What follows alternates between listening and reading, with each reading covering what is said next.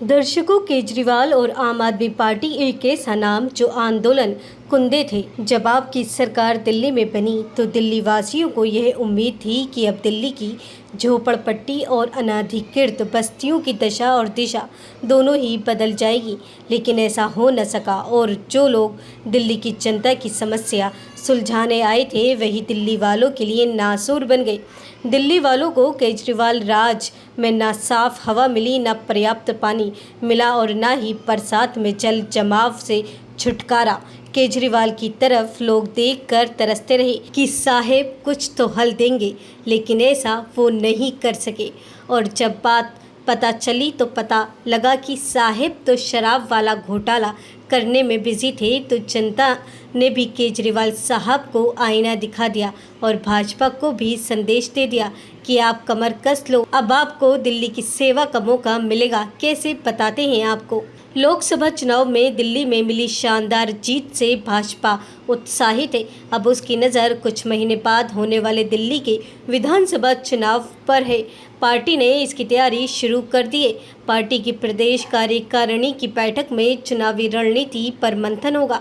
लोकसभा चुनाव के बाद पार्टी की यह पहली बड़े स्तर की बैठक है, जिसमें प्रदेश कार्यकारिणी सदस्यों के साथ ही जमीन पर काम करने वाले नेता भी शामिल होंगे। पहली बार इतने बड़े स्तर पर कार्यकारिणी की बैठक में कार्यकर्ताओं को बुलाया जा रहा है। इस बार के लोकसभा चुनाव में भाजपा को सभी 7 सीटों पर जीत दोहराने की चुनौती थी। वर्ष 2014 व वर्ष 2019 के चुनाव में त्रिकोणीय मुकाबला था और पार्टी को सभी सीटों पर जीत मिली थी। इस बार भाजपा की राह रोकने के लिए आम आदमी पार्टी और कांग्रेस ने एनडीए गठबंधन के तहत मिलकर चुनाव लड़ा था। आमने सामने के मुकाबले में भी पार्टी सभी सीटें जीतने में सफल रही। लगातार तीसरी बार इस सफलता से पार्टी के कार्यकर्ताओं का मनोबल बढ़ा हुआ है। इसे बनाए रखने के लिए पार्टी के नेता आम आदमी पार्टी की सरकार के विरोध में आक्रामक तेवर अपना रहे हैं। जल संकट व अन्य मुद्दों को लेकर बयानबाजी के साथ ही सड़क पर उतरकर विरोध जताया जा रहा है। अब कार्यकारिणी की बैठक में इसे और धार देने की तैयारी है। बैठक में लोकसभा चुनाव परिणामों की समीक्षा की जाएगी। प्रत्येक मंडल में पार्टी के प्रदर्शन की समीक्षा होगी। यदि कहीं कम मत मिले तो उसके कारणों की पड़ताल कर विधानसभा में प्रदर्शन सुधारने की रणनीति बनेगी। मजबूत वार्ड में और बेहतर प्रदर्शन पर मंथन होगा। इस बार लोकसभा चुनाव में दिल्ली में भाजपा को 70 में से 52 विधानसभा सीटों पर बढ़त मिली थी।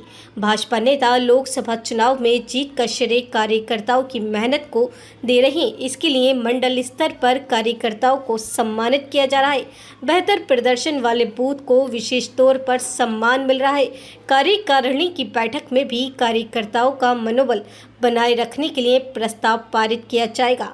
सामान्य रूप से प्रदेश कार्यकारिणी की बैठक में कार्यकारिणी सदस्य और विशेष आमंत्रित सदस्य शामिल होते हैं। इनकी संख्या 350 से 400 तक होती है।